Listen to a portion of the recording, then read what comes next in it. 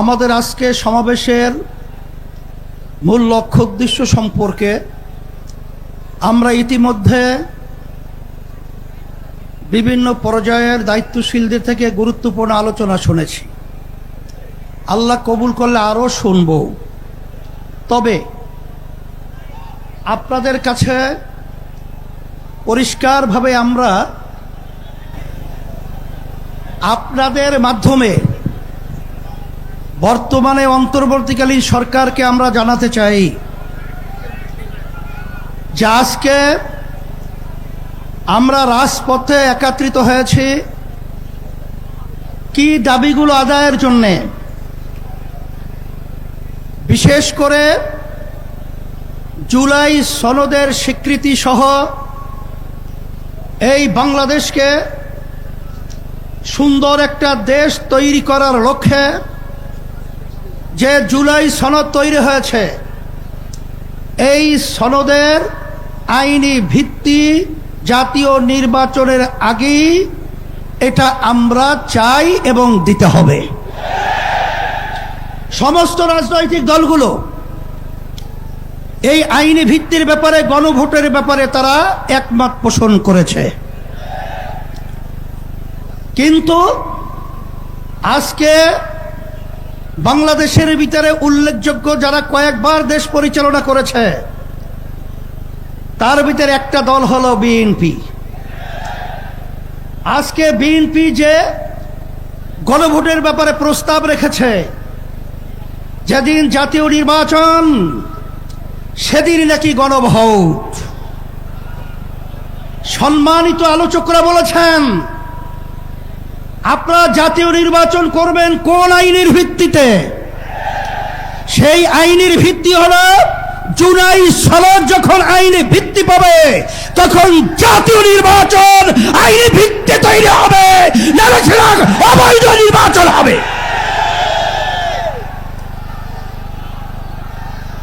আজকে আমরা দেখেছি সেই পল্টন, সেই মোড়ের মধ্যে সেই 2024 জুলাই এবং আগস্ট, যখন জুলাইয়ের 17 তারিখ বাইতুল মুকাররমের উত্তর গেটে আমি তখন বলেছিলাম যে আজকে আমাদের সন্তানদেরকে যেভাবে পাখির মতো গুলি করে রাস্তার ভিতরে আজকে লুটিয়ে দেওয়া হচ্ছে, আমি বাংলাদেশের সর্বশ্রেণীর ছাত্র জনতা, আলেম ওলামা, হাফেজ সহ সবাইকে উদাত্ত আহ্বান জানিয়েছিলাম যে এখন আমাদের ঘরে বসে থাকার সুযোগ নেই, ঘরে বসে থাকার সময় নেই। আমরা আজকে রাস্তায় আসবো, ফ্যাসিস্টকে উৎখাত করব, বাংলার জমিন থেকে কাঁটাতারের উপরে নিক্ষেপ করব। হয়েছে তাই, বাংলাদেশ মুক্ত হয়েছে। সেই হিসাবে আজকে আমরা দেখেছি দুই শ্রেণীর মানুষ এখন দুই মেরুতে অবস্থান করছে। এর ভিতরে এক শ্রেণীর মানুষ হলো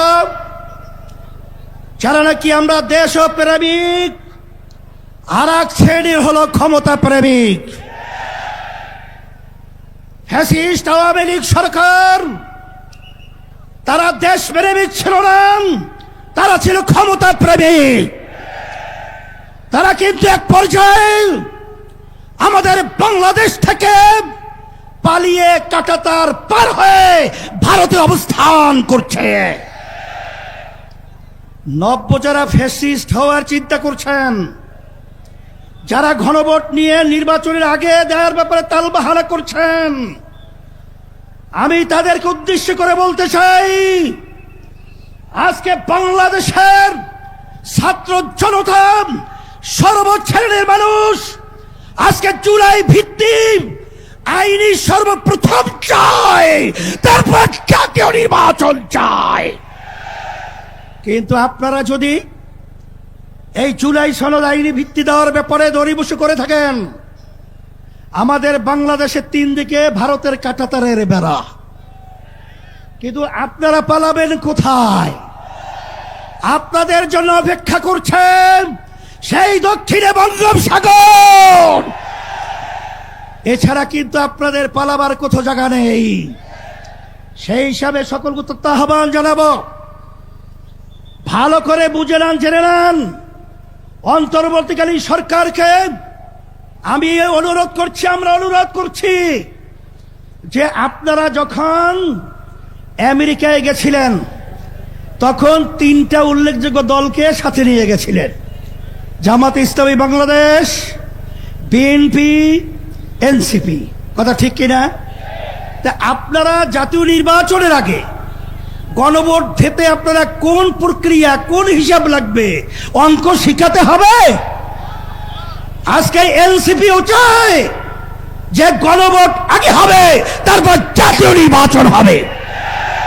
জামাত ইসলামও চায় আগে গণভোট হবে, তারপর জাতীয় নির্বাচন হবে। শুধু একটা দল বিএনপি, তারা ভোট চায় কখন?